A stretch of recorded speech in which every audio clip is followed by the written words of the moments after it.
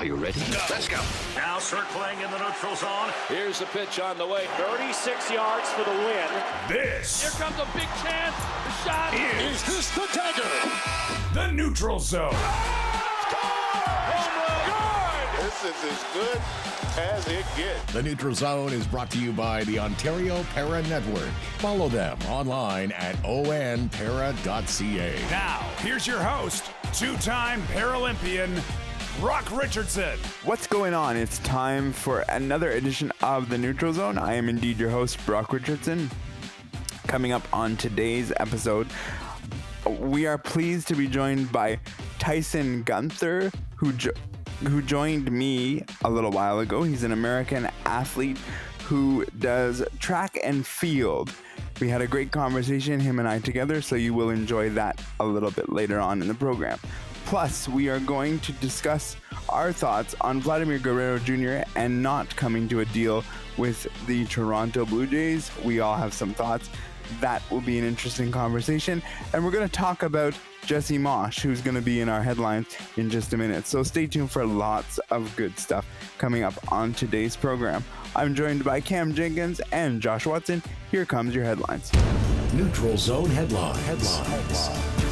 On Para is pleased to announce and congratulate Team Ontario men's wheelchair basketball program, who will represent the province at the National Championships to be held in Durham from May 23rd to the 25th. For full roster details, please follow On Para on all social media platforms, which will be found throughout the show. The Canadian Cerebral Palsy Sports Association / Bocce Canada has made an announcement, and they would like to thank former executive director Peter Leiser for his 9 years of dedication to Bocce Canada and CCPSA. His dedication to the program has done a lot, so we thank him, and I have a personal connection with Peter, obviously. The organization also announced that Jennifer Larson would be stepping in as intern executive director. She has been in this role before, so she knows exactly what is going on. We wish Bocce Canada and CCPSA nothing but success in finding Peter's successor. The Canadian men's national soccer team coach Jesse Marsch sent a rather strongly worded message to American President Donald Trump this week, suggesting that he should lay off the 51st state ridiculous rhetoric. As Brock mentioned in the opening, we are going to discuss our thoughts on this a little bit later, but suffice to say that I am on board with head coach Marsch. Those are your headlines for this week. If you want to get a hold of us on social, here's how you can do that. And welcome back to the Neutral Zone broadcast booth. Play ball! We're set to get this bowl game underway. The first pitch is brought to you by Brock Richardson's X account at Neutral Zone BR. Pitch and a strike. Hey, gang, why not strike up a chat with Claire Buchanan from the Neutral Zone? Find her on X at Neutral Zone CB. There's a swing of the chopper out to second base, right at Claire as she picks up the ball, throws it over to the first base for a routine play. Out! And fans, there's nothing routine about connecting with Cam and Josh from the Neutral Zone at Neutral Zone Cam J and at J Watson 200. And the Neutral Zone is brought to you by the Ontario Para Network. Connect with them at ON Para Network. Follow them online at onpara.ca. Now that's a winning combination. Very pleased to be joined by Tyson Gunter, who is an American Paralympic athlete, and he's competed in track and field. He joins us today to talk about his career and his accomplishment. Thank you so much, Tyson, for joining us. Greatly appreciate it. Hey, I'm excited, Brock. I was looking around at different podcasts just to see if there's anything related to Paralympics or Paralympic athletes, and ran across you in the Neutral Zone. So really excited that you're doing what you're doing. So, and thanks for having me. Yeah, looking forward to it. Greg David from Accessible Media Inc.'s communication department connected us. AMI was a former a sponsor of ours, and so I'm still connected there, and I'm glad we could do that. And I thank Greg David for putting us together, because it's good that the word is out there about our podcast. So I'm really glad we could get this together. So thanks so much for spending some time with me. And we had a little bit of conversation before the interview started, and I just know that we're gonna get into some stuff that's gonna create some good conversations. So stay tuned for the audience for the next 15 to 30 minutes or so, depending on where we go. But let's start with telling me a little bit about how you got involved in para sports. Yeah, it's and I'll keep things fairly short, but if you want any follow-up questions, go ahead and ask, because I know we're in a specific time frame. So I didn't get involved in parasports till after I completed my degree in my college athletics time at Idaho State University. Go Bengals! I competed there as an able-bodied track and field. I had seen the wheelchairs and the blade runners over the years, but I didn't realize there was a classification for visually impaired and blind athletes. And so I thought I was done with sports, and which was a sad thing, but it's the natural progression of most people as you complete college. And then my wife was still competing. And so I asked the coach if I could shadow him, because I had an interest in potentially becoming a college track and field coach, and she was around, and I loved being around too. It was like it was my secret way of getting to ride the bus and travel with the team and hang out with her more, really. But I was at a track meet coaching or helping and shadowing and coaching here and there. And a coach from another school came up to me, which we had competed against for the previous 4 years. So we knew each other.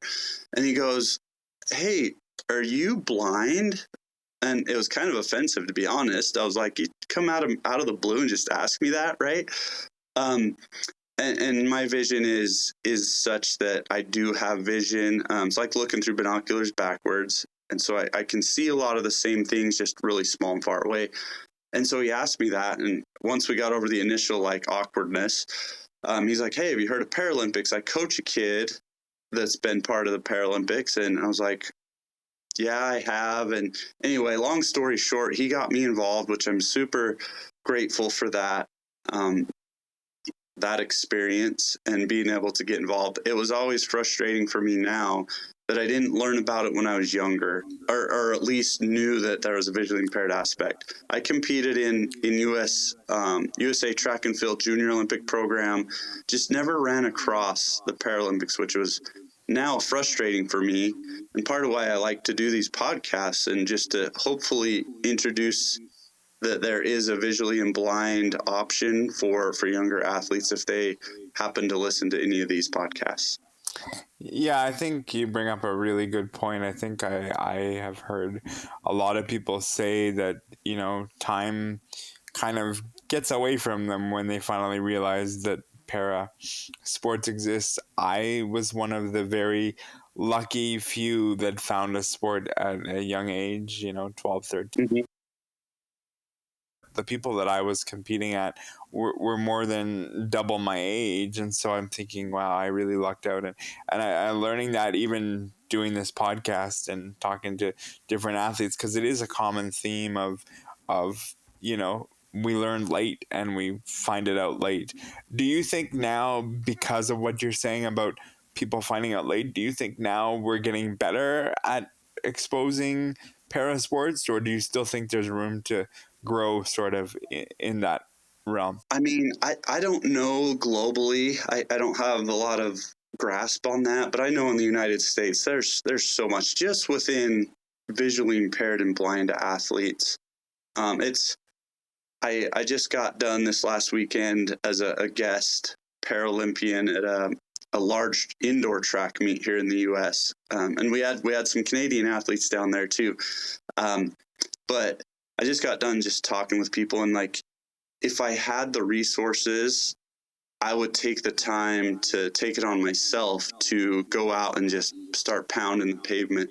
I don't have those resources. And so little things like this and that event where I'm able to help raise a little awareness here and there.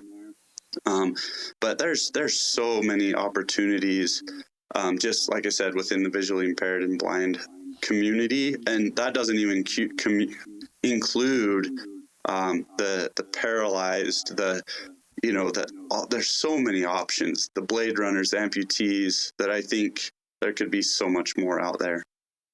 For sure. I couldn't agree with you more there.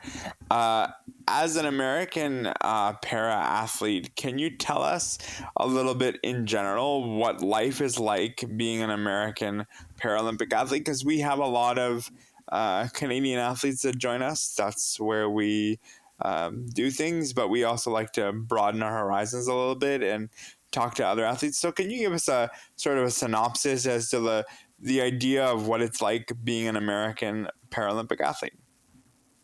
Yes, and I'll tell you from my experience, there is, and we're blessed in our country. We're probably kind of middle of the road as far as it goes, as far as the movement goes. I know funding wise, right, I still have to work a full-time job. We are blessed to have a little bit of a trainee stipend if you hit certain standards, but that's enough to cover the time you might miss working, or some extra, food, which is expensive, but also important. So, we're blessed to have that opportunity. I know some countries get way more funding and other countries don't get any funding. So that's awesome. One of the things that is good for me in track and field, at least, is I have the autonomy to train and live where I want, which allows me to have a job that fits into my disability and my lifestyle and everything like that. Now, there is an option for athletes to apply to live and train at the training center in California. Some athletes take advantage of that. Usually the single athletes that are young, just graduating high school or college, take advantage of that. I'm not in that position. So yeah, it's working full time. It's training in the morning. It's, having great owners and bosses to work with our schedule as we travel. Again, I'm lucky to be able to pick how often I want to travel for track meets, how little I want to travel for track meets, depending on how I'm feeling, how I'm hurt, or if I'm hurt, or, if my financial situation's in a place where I can do that. Right. And it's all the things that athletes have to go through, and people with disabilities and Paralympic athletes have to go through that much more, because if they're just not feeling well enough beyond, the standard sport injury, and their disability creates something, it can be a bit of a thing as well. I'm interested because you talked about the California Training Center. Is that just for track and field, or is there more sports that are involved with that training center as well? There's been a big shift over the last 5 or so years with how that's ran. It used to be a U.S. Olympic and Paralympic Committee owned or ran facility, but it was within the last 5 years, it was purchased by the city of Chula Vista, which is where it's in.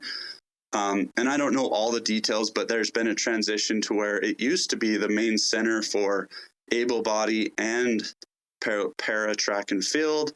There's a bunch of other sports there like archery, field hockey, what's else? BMX, like a whole bunch of rugby. Rugby is another sport there. But it's continued to shift and evolve once the city took it over and their preference for running the facility. But it's still the main training center for para track and field as of right now. And I would go out there, 1 or 2 times a year, for camps or for, warm weather training or whatever it is.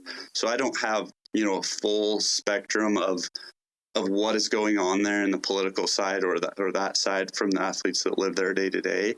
But that's kind of how that works. But again, that's a blessing for me. I love skiing. And so I looked into doing para skiing, but just the travel and the requirements of that was just not, it wouldn't fit into my family life and my work schedule. So I'm lucky to be able to do track and field and have the flexibility I need. And we're going to get into that life, the family and work life schedule, because I'm always fascinated from athletes as to how that works. Because honestly, that was one of the reasons why I decided, I'm pretty much done, because the family life, the work life or the desired work life was like, it becomes challenging. So a bit later on, in your sport, it was very much a lot more structured than mine, I'm sure. Yeah, exactly. So I'm always fascinated to find out from athletes what their decisions are like, but we'll get into that in a few minutes. You have competed for Team USA at the Rio de Janeiro Paralympic Games. Can you tell me a little bit about what that was like? And you finished top 10. I believe I read it was 7th place. So that's pretty cool. Yes. In an awful event at the 400. I'm a jumper.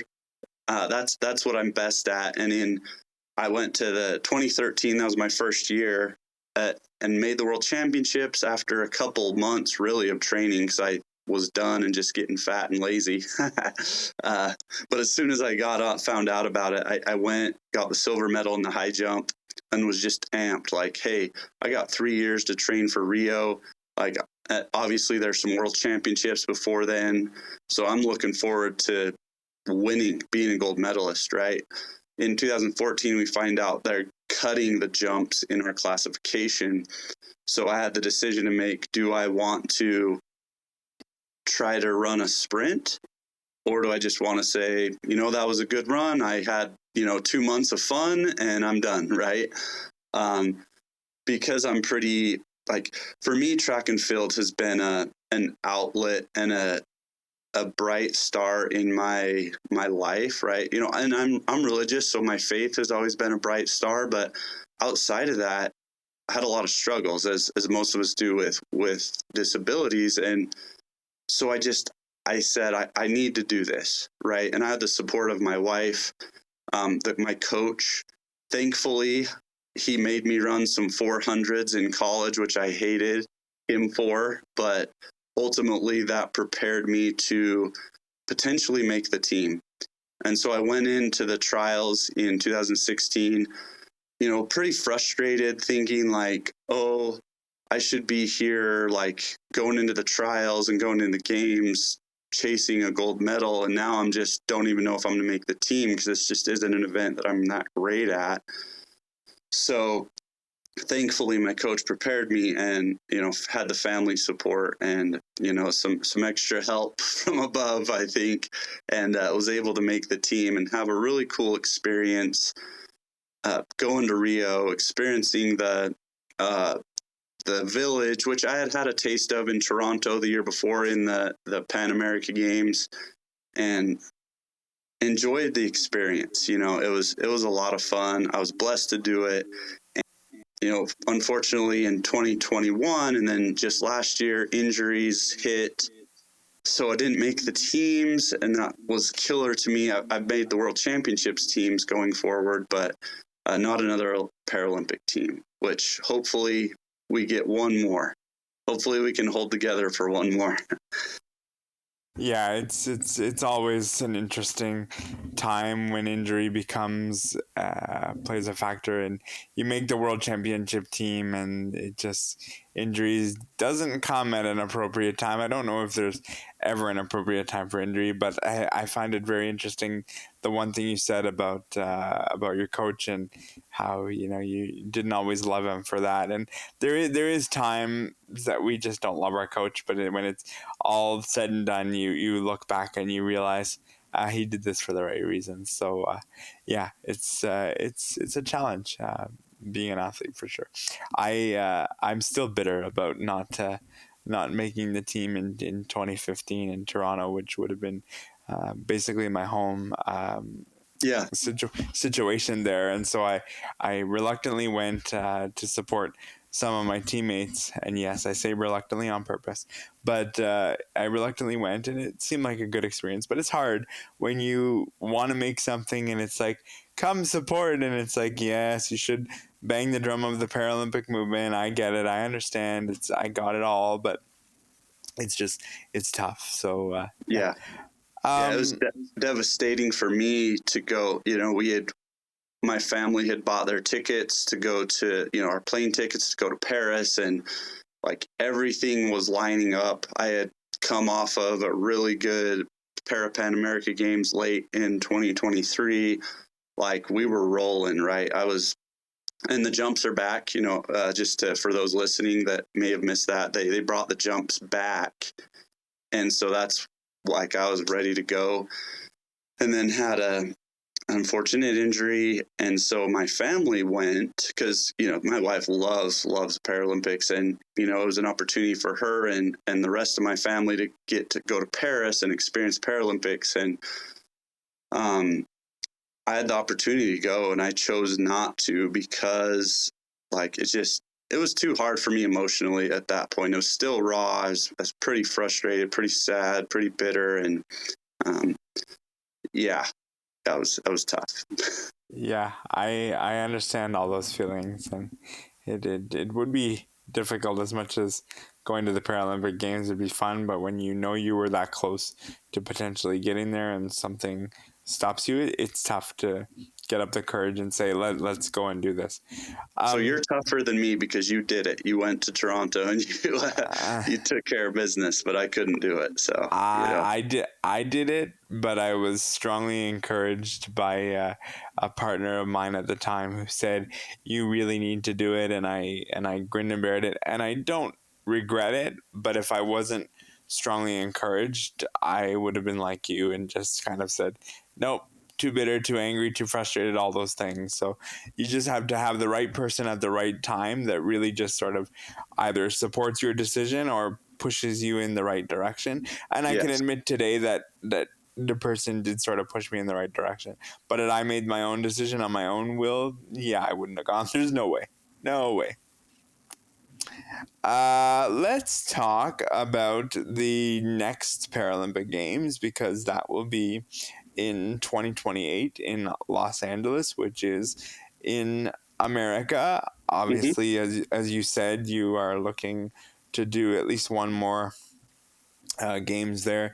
Can you tell me about the idea of it being in your home country and what that does for the Paralympic movement as a whole, but in particularly also in the United States?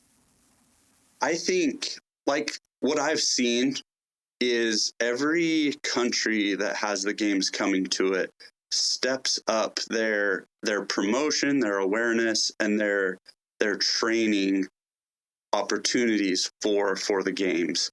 And we won't be any different. Within the United States, U.S. Para Track and Field has just joined USA Track and Field. They moved the organization from the U.S. OPC, which was in the past was the direct governing body of U.S. Para Track and Field, and now to be paired with USATF, I think is just a great opportunity and a great part of the growth of U.S. Para Track and Field going into the LA 28 Games. I think the structure that USATF has from youth club that are in youth all the way to masters to the developmental pipeline that USATF has, and then just them understanding and knowing the sport of track and field really well, I think is going to be great for us. This last weekend, it was a high school / USATF youth club event that I was at, and I got the opportunity to talk to, Willie Banks, who was a great Olympian in himself, and he's been involved in that movement to integrate Paralympics into the regular Olympics. And before him, his mentor was Dick Fosbury, who was also one of my idols growing up as a high jumper. And Dick's passed from us, but he also was super involved in getting that movement brought together. And all the work that they have done now going into LA 28, there's going to be so much, this exposure, the awareness, the opportunities for us is going to be really exciting to see. Now, as far as me personally, I'm excited. Don't get me wrong. Like, great to have it in our country.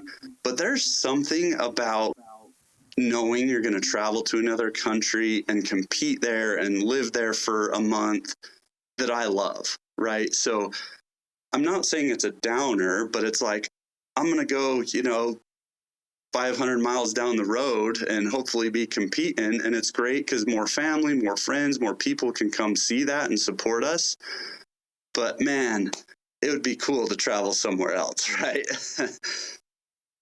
Yeah, I agree with you there 100%. I think the beautiful thing that exists in the Paralympics is the idea of just seeing what other countries can put on, and I know that there is that whole suggestion of what can my country put on and do. But yeah, I agree with you. I think my greatest memories is going to London 2012 and going to Beijing. Beijing was a long flight, but Yeah.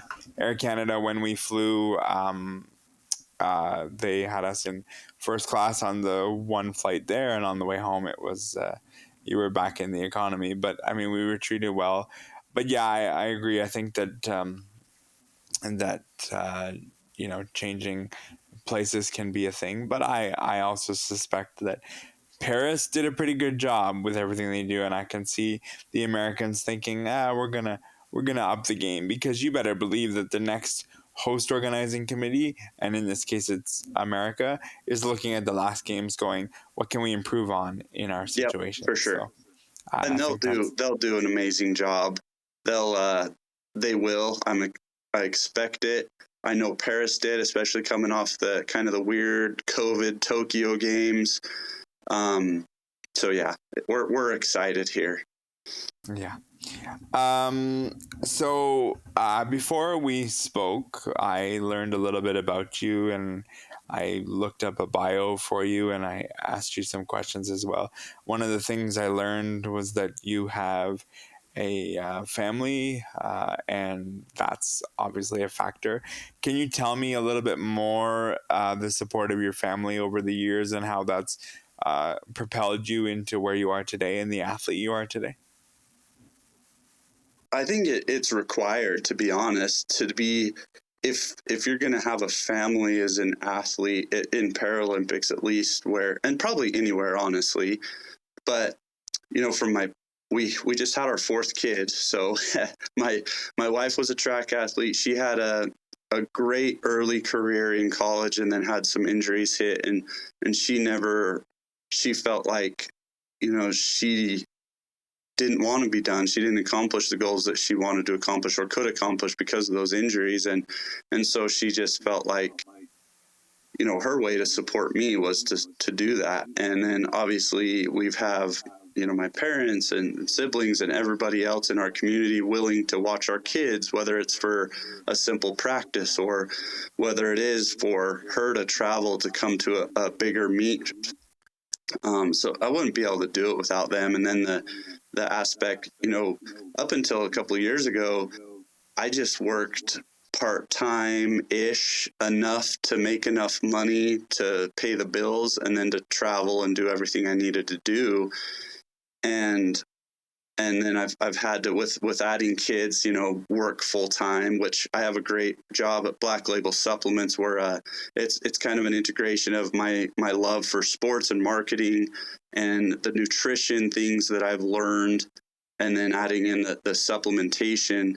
I'm able to really take all of that as a whole and put it into my day job. And then I have a great boss who's flexible with allowing me to travel and train when I need to. We have a gym here. We're very close to the university, which is super supportive of me. So if it wasn't for all of those things and the support from family, community, previous coaching staffs, I wouldn't be able to continue to go. And even medical, right? I have a good friend of mine who he's volunteered at the university where I train and where I went to school. He's volunteered as an official in the track official. So he's been, I've gotten to know him, and he's also providing me some chiropractic work now. And it's so great to have, great people. And that's why I haven't, retired yet. I've had a lot of injuries and a lot of issues, but I still don't feel like I've reached my potential.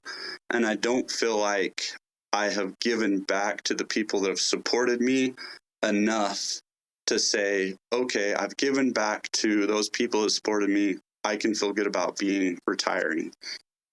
It's funny you should bring that up about just knowing and feeling. We've talked about it on this program. I've brought it up with my panelists, and we always talk about the fact that when you know when it's time to retire. And when you're in the thick of it as an athlete, you don't really know when that moment comes where you realize, okay, now is that moment, and you can plan until you're blue in the face and say, this is what I'm going to do.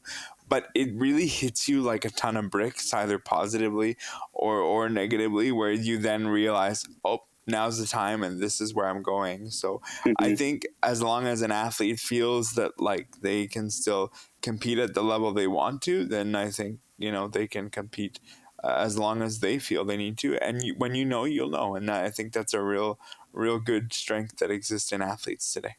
Yeah, and I hope I do. I feel like I probably have had that aha, like, okay, you should be done again, because I have some genetic things within my body that causes me to have more injuries than I probably should have as a sprinter jumper.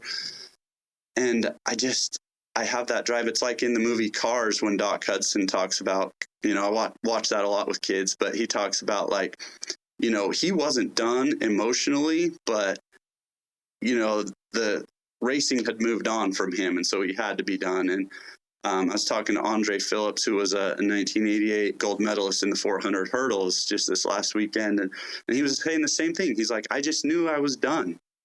I kind of feel like another analogy. I don't know how many people are fans of Lord of the Rings or the Rings of Power series that's out through Amazon, but I love it. I'm a nerd, fantasy nerd. But Galadriel talks about like, I can't stop chasing this evil, right? And I felt that when she said that, it like rang in my soul, like I should stop, but something just won't let me stop. And so here I am, and I enjoy it. Right? I mean, I think if I got to where I wasn't enjoying it, I don't enjoy the rehab, but I enjoy the training. So even if it's just the fact that it's keeping me in shape, it's making me eat less junk food, which I still eat more than I should, but it's keeping me healthy, and it's keeping me accountable, right? And so I think those things are good things too, even if I do end up never being able to compete again. Sometimes when you do these interviews, you go into it with a certain direction of how you want to accomplish it and what you want to accomplish. And folks, I did that today until Tyson logged on and he asked me one specific question, and he said, I'm sure you're happy with the Four Nations face-off result. And I said, oh yes, I am. I'm quite happy with that. And I wanted to finish the interview by discussing this exact fact because you brought it up. The Four Nations face-off, obviously the result was what the result was, which is a good thing if you're on my side of the fence. But there was a lot of political temperature around this tournament, and a lot of, as I called it last week on the show, bulletin material with, we're ready as Americans. This is our time to take it on, and Canada said, not yet. We'll keep it for now, thank you. And I'm just curious what you think about the event overall, and also the political temperature around sports. I don't think we've seen anything to this level, at least in my generation of time that we did this tournament. Yeah, I try to, as an athlete, try to avoid a lot of the political stuff in sports. I think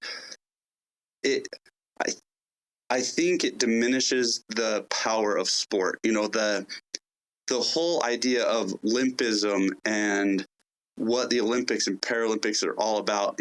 I've been mentioned earlier, I've been fortunate enough to rub shoulders with Dick Fosbury, and he was all about the positive impact of sport and teaching sportsmanship, teaching elevated respect for other people.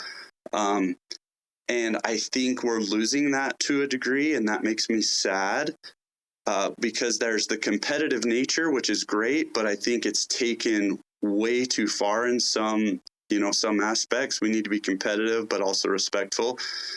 Overall, with the Four Nations, I think I'm sad we didn't win, but I think it elevated the awareness of sport, which was really cool. I think it brought a lot of attention, especially to the sport of hockey, right?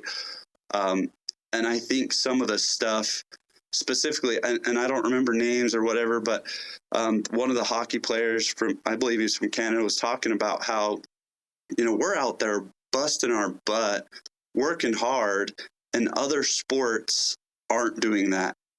And he basically alluded to the fact that we owe it to our fans, whether it's your country or not your country, we owe it to our fans to go out and give it our 100% no matter what, right? And I think we've lost a lot of that drive and that mentality in some of our sports in the professional level. I try to do that. I try to give my best. I try not to get caught up in the, oh, well, I'm not getting paid enough, or I'm not getting enough rest, or I'm not getting the first class flight, or, I didn't get enough media time or whatever. Like, for me, it's about going out and competing for the love of sport and for the opportunity that we're given. Like I mentioned, I have so much support. I feel like I owe it to people to give it my all and to go out and continue to compete. And I loved that. I think that was, out of the whole Four Nations deal, that was the message that I got that just solidified what I think some athletes are still trying to do and what Olympism is all about.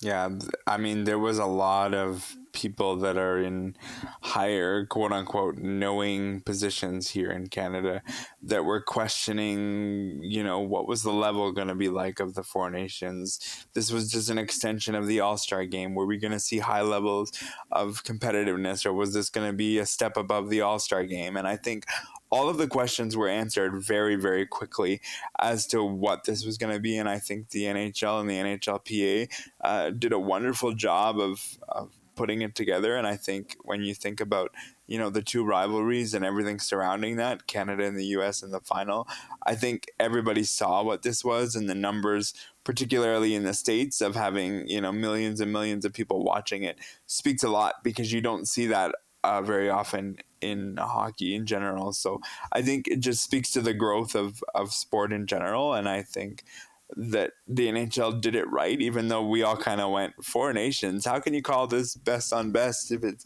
Four Nations? Well, I would also tell you that it was the best available at the time that they could do it. And I think that's where we are at. So if you athletes that were willing to step up and do it, right? I mean, sometimes best means the most willing and the one that's going to work the hardest. Yeah, exactly. So it was a great event, and I'm really glad we got a chance to touch on it, because I knew within about a minute and a half of us speaking that I thought, okay, well, we're going to at least touch on this. And I appreciate it very much, the time you spent with us, and it was a great interview. I really enjoyed it. And again, I want to take an opportunity to thank AMI's communications specialist, Greg David, for putting us together on this, because we greatly appreciate it. So thank you so much for taking the time. Again, I greatly appreciate it. Yeah, thank you, Brock. I keep up the good work. I know that as the games in LA 28, and obviously we have Winter Paralympics next year, the movement is growing and the awareness is growing in North America. And I appreciate what you're doing for the sport and taking time out of your day to do these podcasts and to have great guests on. Keep up the good work. I think it's great for our sport, great for our not our sport, but our movement, and appreciate your time. Yes, thank you very much, and appreciate the kind words. And we've been doing this podcast for a long time, and I believe in what we do, and I believe that it's good for the sport, not only here in Canada, but worldwide and that kind of thing. So I appreciate the kind words, and thanks so much for taking the time. That was Tyson Gunter, who joined me from the United States, talking about his career. And again, we greatly appreciated that interview. You want to hear from our sponsor? Here's how you can do that. The Neutral Zone is sponsored by the Ontario Para Network. Their focus on the growth and development of wheelchair basketball, tennis, and rugby in Ontario. As we mentioned off the top of the show, we were going to talk about Jesse Marsch. But before we do that, I just want to talk a little bit about Tyson, who you just heard the interview. If you're listening to the podcast through and through, which we hope you do, one of the things that he said during the interview, but also post the interview when I turned the recording off, he said during the interview that he really appreciates our podcast. And one of the things that he mentioned to me offline was such that he really enjoys the fact that we mix mainstream sports and parasports together, in that he doesn't necessarily like the fact that, you know, it's either one or the other.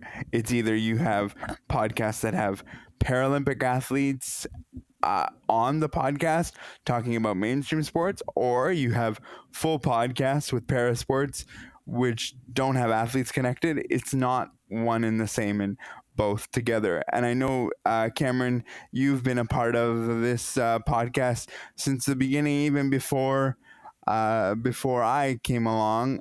What do you think makes us sort of stand out, that makes people make those remarks about liking the mix between the two things?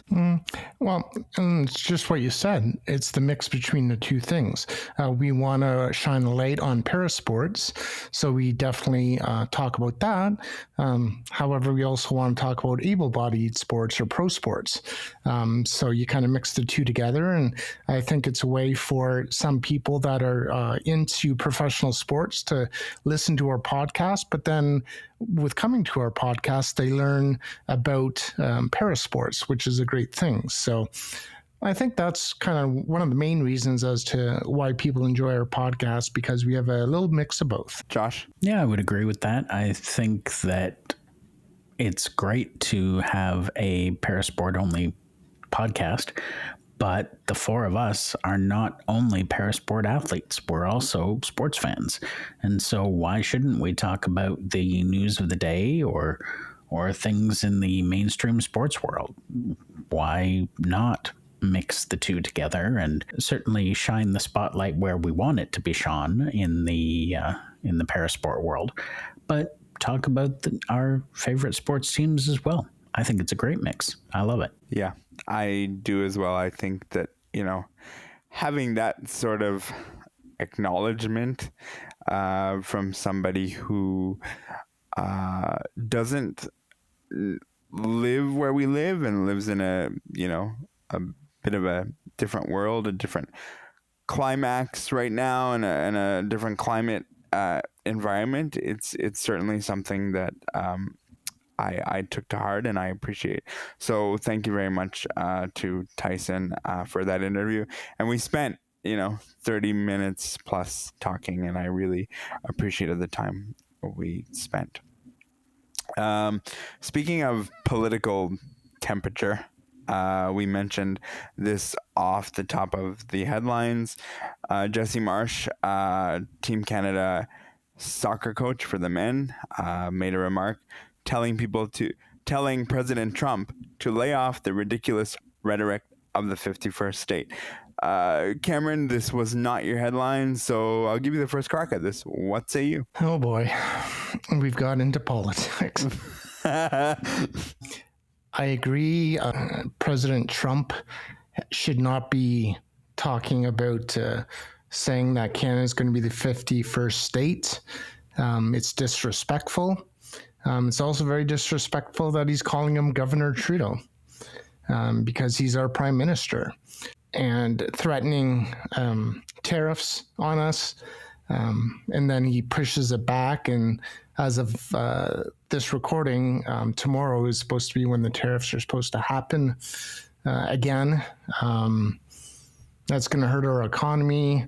It's going to hurt like the world's economy because he's not doing it to just Canada, a bunch of other people. So it's, and I'm trying to be polite because I'm Canadian, but I don't know if I can be too much more polite because it's just awful to think that we've been great neighbors to the States and they have been great to us as well.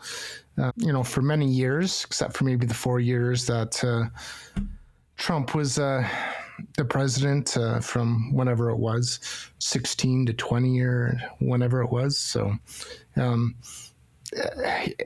he's just a narcissist, and it's unfortunate. And I hope that he's not able to be the president after the next 4 years. I just hope he doesn't do so much damage in his 4 years in power that we can't move forward after the 4 years once he's done being president. Yeah, I would agree with that, Cameron. I certainly read Coach Marsch's comments, and I agree with them wholeheartedly.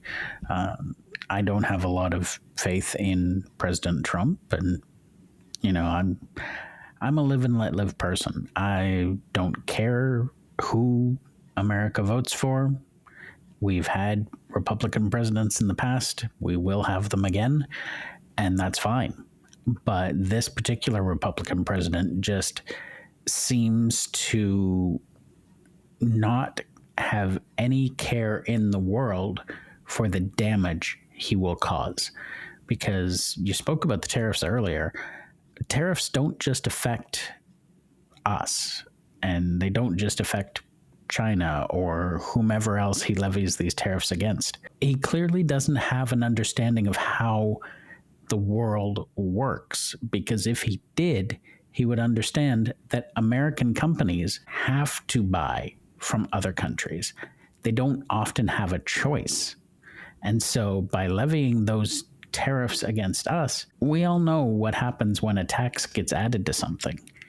It gets passed down the line, and eventually the consumer is the one that pays for it. So he's not only hurting the economies of countries around the world, he's hurting his own by doing this. And I mean, neither one of us yet has touched on what he did to President Zelensky last week, which was absolutely despicable and deplorable. Disgusting. It's going to result in the United States being left out of the world, essentially, which, as far as I can tell, for Trump, that's exactly what he wants. Leave us alone, we'll manage ourselves. Well, that's all fine and good, but you won't.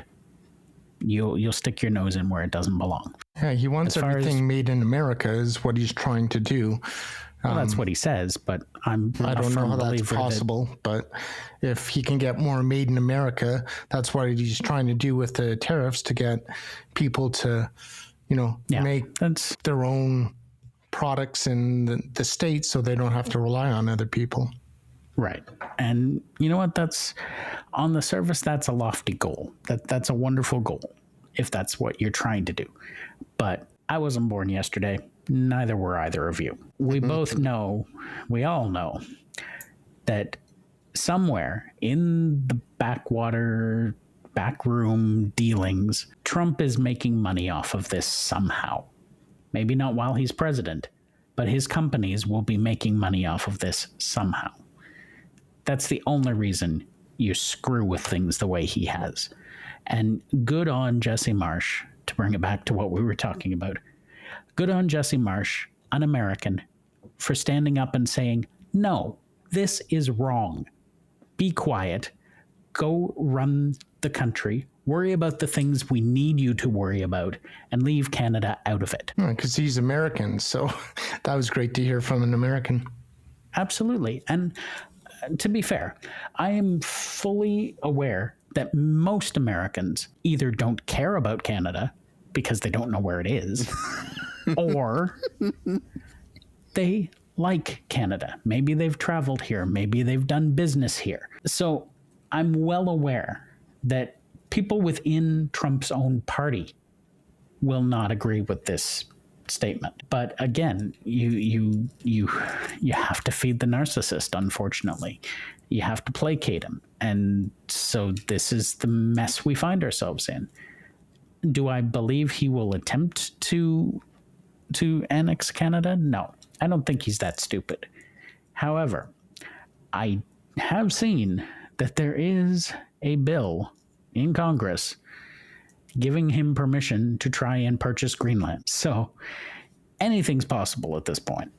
Yeah.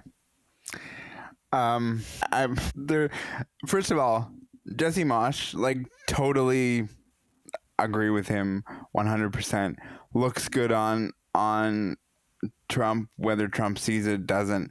That an American says, no, this is ridiculous. And there are more Americans that are saying this is ridiculous than not. I think a quote that I saw earlier last week, or later last week as it was, said that the president, whoever it is, in this case it's Trump, but you can't quantify this in this way, but the president is known as the leader of the free trade world, is how this was portrayed. You cannot say that Trump is the leader of the free trade world because he's blowing up the free trade world at this moment in time. So that's where we're at. The president, whoever it is normally viewed as the leader of the free trade world, and you can't view him that way right now. And to me, to be honest, I'm looking at this going, at this point, put in the tariffs. Let the tariffs be what they're going to be. And I know it's going to put the economy in the tank. I get it. But enough of these world leaders are running into the White House and saying, Mr. President, what can we do? What can we do? What can we do? And we're putting all this money towards things that he doesn't even care about really in the end. So let him put it in, let him feel it where it gets hurt. And I hope that there are more sports organizations that stand up to it, because it's leave these countries alone. The four nations shouldn't have been turned political like it was. Let's just enjoy the rivalry between Canada and the United States. And even that got turned political, and that's not good. When the sports world gets turned political, that's when you hear from people who are saying, stick to sports, that's what you're supposed to do. But it's hard when even that world becomes political, Josh. Yes, absolutely. And there was something I was going to add, but it's completely left my brain, so we'll just move on. Fair. By the way, for the record, I was the closest one born to yesterday of this panel, so I just want to make sure that we understand that with each other. But yeah, I just listen. The world is going to be what it's going to be, and we have 3 3/4 of a year left of this presidency. We're just going to have to work with what we have and just kind of go day by day. I just don't like the fact that my leaders have felt, oh, let's spend billions of dollars on the border, which again, do I think is important? Yeah, I do. But if it doesn't matter in the end, he's going to just do what he's going to do. So put the tariffs in, let him see where it hurts him, and then miraculously, they'll just leave at some point, hopefully with less damage. In Canada, they need to find new trading partners so they don't have to rely on the U.S. And that's a whole bottle of wax as well, because they need to get a east-west pipeline going, because if they can go east to west, then they can start to ship it out to other countries, the crude oil that we have as one of the things, so they don't have to rely on the States. But it's really hard to get that to other countries right now because we don't have a pipeline from east to west, and that's just one of the things. And there's trade barriers within Canada that within the provinces they need to do something about that too. But it's very hard when there's different, drinking age as an example, like selling booze across the borders and so on and so forth. That's hard because different provinces have different age for drinking. So that's just a small, thing. And this is where I will leave the political table from this point. But the problem is, Josh, the way Trump exists, and Cameron, I want comment from you as well, but the way Trump exists is such that he will look back at this and say, well, I helped Canada, do free trade, and I did this and I did that. Are we okay with him taking the win on this? If he says, I built Canada to let them trade between themselves and I did this and I get credit. Do we care? President Trump and his narcissism are like a bad manager. A bad manager, you can take your best idea to them and say, I think this would really help the company. And the bad manager will say, yes, I totally agree. I'm totally on board with this. And then the next thing you know, it's their idea, not yours. And you've lost all control of it. I understand that Trump needs to feel like it's his deal, that he's won for his own narcissism. I get that. But it was really funny when he started this latest presidency, and the thought just popped back into my brain here that I was thinking earlier. It's real funny when he sits there at the beginning of his presidency and says, oh, we have terrible trade deals. Terrible trade deals. The trade deal between Canada and Mexico is just terrible. It's awful. Who came up with this deal? Hello, ding dong. You did. You renegotiated this, you idiot. Yeah. As soon as you started that, I was like, I know exactly where you're going. Exactly where I was going to. It's like, man, you took what I was going to say. Yeah. I mean, you negotiated this NAFTA deal. The Americans call it something totally different, but it's the NAFTA deal. Of course they do. They have to have their own name. And it's just like they have to have their own name for Gulf of America. Yeah. Anyway, enough with the political talk on today's episode. Yeah, I think we should start another podcast called The Political Zone. I think that would do quite well. Yeah. No, thanks. No. I prefer to leave the politics in the political arena. Which is my problem with the fact that the reason we're having this conversation, my problem is purely because now the political world has fallen into the sports, and I like living in my bubble. And unfortunately now over the last 2.5 years, I'm watching way more Power and Politics than I ever thought I would. Shout out David Cochran and Power and Politics on CBC News Network. But like, this is where we're at. The fact that my bubble is now being broken because of what's happening. Stay out of my sports lane so that I can not talk about it and kill time on the Neutral Zone podcast talking about it. Josh, go ahead. It's not just being broken, my friend. It's being stomped on. Yeah. And I enjoy watching the little clips on YouTube of about that, which is a CBC thing. And Andrew, I forget his last name, but if you want it to kind of broken down in easy bite-sized pieces to understand, watch about that on CBC. It's quite informative. Shout out Andrew Chang on about that. Chang. Thank you. I watch way too much CBC News Network. I know all the people that are around those offices and do those things. So yeah, it's Andrew Chang, and I completely agree with your sentiment there, Cameron. Let's talk about something else, like sports, for example. Let's do that. Cameron, this was on last week's docket, and we just got talking about some other things, and then as time kind of got away, I thought in my own mind, I'd like Cameron to weigh in on this because you love the Blue Jays so much, and you love Ross Atkins and Mark Shapiro. And so I thought I'd save this conversation for you. Here's how the conversation goes. Something else to piss me off. First we talk politics, now you're going to piss me off with this. Yeah. You got it. Here's how it goes. Vladimir Guerrero Jr. and the Toronto Blue Jays did not reach an extension earlier this spring. The deadline was a self-imposed deadline by Guerrero himself. He wanted to focus on the season. All signs are pointing in the direction that he wants to go to free agency at the end of this season.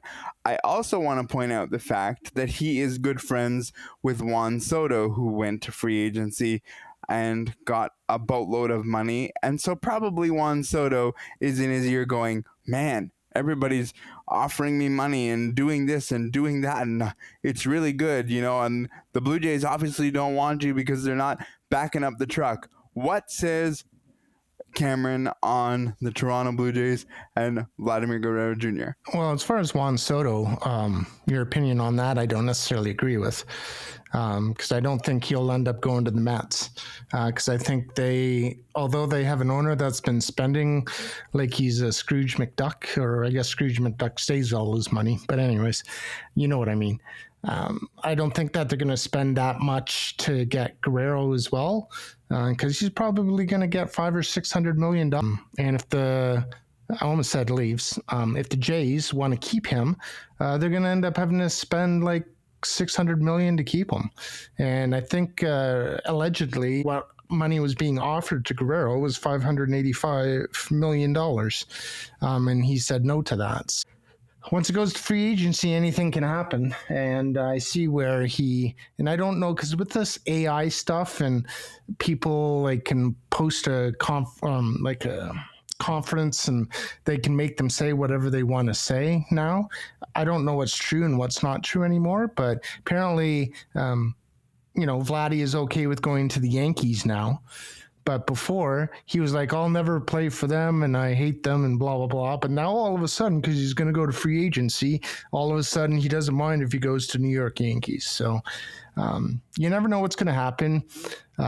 But man, if he goes and if they keep him past the trade deadline and then he leaves in free agency and they don't get it, like imagine coming up to August or whenever their trade deadline is, that they're in the playoff hunt. So they make a decision that they want to keep Guerrero and Bichette. And then let's say they don't make it, or they go in and they're out after the first couple of games, and then they get nothing for Guerrero and he goes somewhere else. And same as Bichette. Like, holy Blue Jays. Like, Shapiro and Atkins should be the hell gone. If they give up both players and don't get anything in return, like, blow everything up, including the general manager and the president or whatever the hell Atkins is. Like, get rid of him. Josh, before you blow up, I want to set this up because you brought up a point in our chat group yesterday, and this is where I want you to start with this whole situation. You said point blank that Ross Atkins and Mark Shapiro should not have the cards to trade Vlad and Bo because you believe that these two should be gone now, much less at the end of the year if things don't go well. I agree with you that these two should not have the cards in making a decision because they could totally blow up this organization if they make the wrong decision by just letting them walk for less than a bag of baseballs. Go. Where do I even start? Choose your words carefully, JW. Would love to. I don't know if I'm capable. My theory is this. Vladdy, yes, I believe he wants to test free agency, and that's fine. That's his right. But why not just come out and say that rather than string us along just like Shohei Ohtani did and just like the Japanese pitcher from this past offseason? Just tell us, look, guys, I appreciate everything you've done, but I'm going to test free agency. Just be transparent about it. Having said that, my belief, since you've allowed Shapiro, whatever he wants to call himself, and Atkins to stay, because you, Rogers, have allowed them to stay, okay, fine. But if we get to the All-Star break or like the first couple months of the season and this team tanks, then these two have to go because look at the deals they made last year. They brought in Justin Turner. They brought in all of these people, all of these players, and then they traded them all back out again because they didn't work out. What kind of general manager makes trades and then can't even keep those players for a season? It's utterly ridiculous. It is absolutely ludicrous. There is no way you can trust these two to trade two generational players because we all know what Bo Bichette was before he started getting injured. We all know what Vladdy was when he came up. We cannot run the risk of these two being traded away for less than a boatload. I wanted to say something with an S, but I won't on this podcast. We cannot afford to have these two trade these players for less than a haul. There needs to be players and picks coming back for these two. You cannot just give me 4th and 5th round picks for 2 generational players. Not acceptable at all. And I just have no confidence that this GM in particular can make these kind of deals. I believe these two were brought in to dismantle the 2015 team, the one that was doing really well but couldn't get over the hump. I believe that's why they were brought in. They've done that very successfully. You've dismantled that team. There's nothing left. Now we need to win. We have to, as a city, as a fan base, stop accepting mediocrity. And I'm sure our friend Ari Shapiro has told us this when he's come on in the past. We have to start believing that we are a championship city and that we deserve championship teams. Not just with the Blue Jays, but we're talking about the Blue Jays in this case. So we'll stick to that. We have to start demanding that Rogers and this front office bring us winning teams. Because unfortunately, the only way Rogers is going to make a change is if that stadium that they just spent a boatload of money to refurbish sits empty. That's the only way. And we're not good at it as a city. We support our teams come hell or high water. And unfortunately, that just breeds mediocrity. Because Rogers says, well, the seats will be filled, so we don't care. Yeah, when they started losing last year, I don't think the seats were filled by any stretch of the imagination. They may not have been. I don't honestly remember. But yeah, last year was not good. We cannot have a repeat of that. It's also not Tampa Bay Rays level of seats, and I think that's Tampa Bay doesn't even have a stadium anymore. Right. Using the Yankee Stadium. I think that's where if we're gonna show this entity that is Rogers that owns the Blue Jays, if we're gonna show this entity, look, we're serious, what they have to do is they have to say, we're not going to these games because you're not putting a team forward. Rogers has money that they could spend in the neighborhood of the Dodgers. What the Dodgers spend money just when looking at it. Like they just go, oh, we have this money, so we'll just like go ahead. Yeah. We'll pay it's people. Like, oh, you play baseball? Do you want some money? Yeah, like that's how they spend money. And Rogers could do that if they wanted to, and they're just not. And I listen. The other thing, and you brought it up towards the end of your statement there, Josh. The other thing that I believe that these two were brought in here to do is do the upgrades to Rogers Center, and they've done that. And I don't know why they're still here. They've done it. Move on. Get out. Like I don't know how and what they're telling Rogers that they go, yeah, these two guys are the best people for the job. And well, that's a Shapiro thing, though. Yeah. That doesn't have to do anything with the general manager because the upgrades were done by Shapiro. Yeah, but I mean, they're connected at the hip, those two. So I don't know. Like they came together. I want them both gone, but I also want to try to be objective as well to say they both weren't brought in because to make the renovations. Shapiro was, and then Atkins came after, but he's not showing that he's a good GM. So goodbye to both. Yeah. The other thing, are we done on the Blue Jays? I want to bring up something that maybe will make us a bit crazy, but I don't want to move on if we're not done on the Blue Jays. Are we done on the Blue Jays? Yeah, I'm comfortable. I've vented. What else do you want to piss us off with there, Brock? Sidney Crosby. Okay. He plays for the Pittsburgh Penguins, who are not doing so well. And the trade deadline for the NHL is Friday of this week, if you're listening on the week that it's been released. He has 2 years left on his deal. He will be a free agent at the age of 39 in 2 years. Is there any scenario that you see Sidney Crosby and you say, yeah, I could see this guy being traded? Or am I just like, okay, calm down? I know the Penguins are doing terribly, but he's been there all career.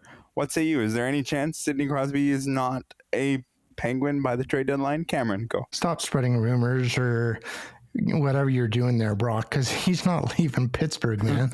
So don't put it out there, because then other people on social media will be like, oh, Penguins and Sidney Crosby is going to be no, he's not. Period. End of story. The only way Sidney Crosby gets traded is if Sidney Crosby says to his new little buddy, Kyle Dubas, I want out of here. Otherwise, it's not happening. And the thing about Sid is that Sid has always been loyal. Exactly. He has done a lot for that city. He's done a lot for that team. And everything I hear says that he wants to remain a Penguin. He doesn't want to go chasing a cup. So if he wants to win a cup or another cup, because I can't remember how many he's won. I think so. If he wants to win another cup in Pittsburgh and that's his goal, that's what he's going to do. He's been to the top of the mountain.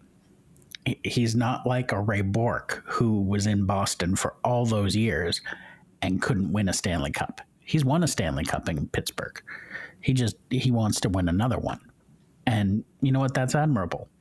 And if you don't think the Penguins have it in them to go on a run, look at what our wonderful Toronto Maple Leafs did the other night. Actually, the other afternoon, yesterday afternoon. They played at 1:00. They had a lead, and Pittsburgh stormed right back and took them to overtime. So don't tell me Pittsburgh isn't capable of pulling out a playoff berth. And then once you get in, experience is the king. And they've got experience. So I agree with Cameron. He's not going anywhere. If he does, it's because he says there's no future here. And I don't think he sees that. Now, if by some miracle the Montreal Canadiens were suddenly amazing, and Stanley Cup contenders, then maybe he goes there, because I'm sure that's probably where he was cheering when he was a kid, based on where he lived. But I could be wrong about that. Maybe he was a Leaf fan. I don't know. He was definitely a Montreal fan. But yeah, I think he was. Montreal's not going to get better in 3 years to be a Stanley Cup contender, even with Sidney. Exactly. So, exactly. Ain't happening. So he's not going anywhere. Sorry to burst your bubble, Brock. I don't think he's going to go anywhere on the trade deadline, which is March 7th. But I wouldn't rule out the offseason. I would not rule out the fact that he could not be a Pittsburgh Penguin and go somewhere else. I also wouldn't rule out the fact that he stays there. But by the way, and we're going to have this person on the program in the near future. We haven't nailed down a date yet. This was a James Duthie, putting it out, what if this happened? I don't know if he really believed what he was saying either. No, of course he didn't. He has to put out content so they can talk about something for 12 hours on the TSN deadline day or whatever they call it. You have to have something to talk about. I am off on Friday, and I am very much looking forward to Trade Center, because it is always humorous to watch them try and fill airtime. Oh my God. I used to enjoy watching it, but that's when there was actual good trades before the salary cap and stuff. Now it's just a good player for a pick day. Best trade deadline broadcast is TSN. I like both Sportsnet and TSN. And I'm not just saying this because James Duthie has been in my ex DMs and we're trying to work out a date where he can come on. They do an outstanding job at putting this together. At the end of it, and I go, how did you just pull off 10 hours of nonsense? And there was 7 trades and 35 players that just but again, I sit there and I I'm enthralled, and I enjoy it. I do have to miss an hour of Trade Center between 9:30 and 10:30 on Friday morning because I have my obligations with Kelly and Company. Which please subscribe to their podcast if you have not. But it's really something to watch what they can do with that 10 hours of coverage. It's insane. So, and I think they've kind of narrowed it down a bit. I don't know if it's Sportsnet or TSN, but isn't one of them start at like noon? Yeah, that one's that one's Sportsnet. Sportsnet? Okay. Sportsnet got smart. Yeah. We're not paying you guys to sit there for 12 hours. Exactly. Sorry. I listen, I will be very sad when TSN gets smart about it too and cuts their product down by 3-4 hours, because it is a lot of time for them to sit there and do not a lot, but hey, it works for them. And I think that's kind of what holds TSN a little bit around the trade deadline, because people know, oh, I'm going to get good quality here, and I know I am. Well, there's always good stories, whether they be GM stories or player stories. That's what I enjoy about it. So yeah, TSN's the best. They always have some fired coach within the last year that comes on and sits there and like Bruce Boudreau. Yeah. It's like, Bruce comes in here for a while, but then they kept him on, and he does some insider stuff now too for them, which I also enjoy. But it'll be interesting to see what happens on the 7th of March. And what trade are you guys looking forward to seeing, or do you want to happen? That's reasonable. Ooh. I think the one with Chicago was the one that was the biggest fish. Jones. Seth Jones? Yeah. Maybe. We'll see.